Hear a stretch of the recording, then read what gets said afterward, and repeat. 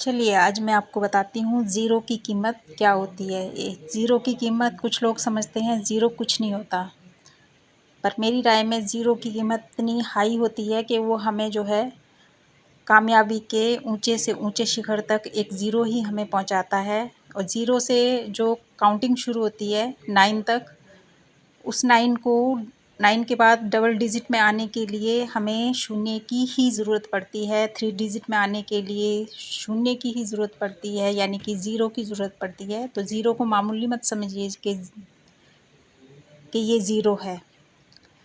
Zero ही 10 to 100, 100 to 1000, 1000 to 10,000, 10,000 to 1 million, 1 million to crore, और उससे आगे भी हमें जो है ज़ीरो की ही ज़रूरत पड़ती है, तभी हम जो है कामयाबी के शिखर तक पहुंचते हैं।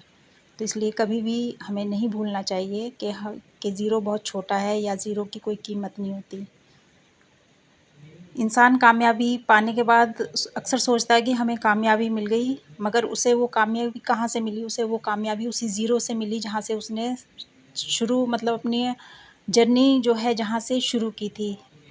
भले ही वो कामयाबी के ऊंचे शिखर तक पहुंच गया, मगर उसकी जो कामयाबी है ना वो शून्य से शुरू होकर वहाँ तक पहुँची है जहाँ तक वो आज खड़ा है या खड़ी है। मतलब इंसान की जो कामयाबी होती है वो शून्य से शुरू होती है, ज़ीरो से शुरू होती है, और वो ऊंचे शिखर तक जब पहुँचती है तो वो ज़ीरो से ही शुरू होती है। वो ज़ीरो ही है जो उसे कामयाबी के ऊंचे से ऊंचे शिखर तक पहुँचा देता है।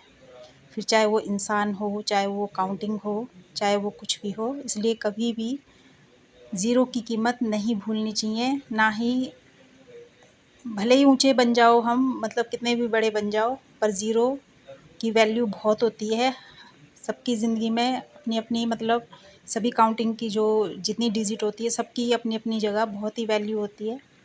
तो ये नहीं है कि ये ज़ीरो है तो मतलब इसकी कोई कीमत ही नहीं है।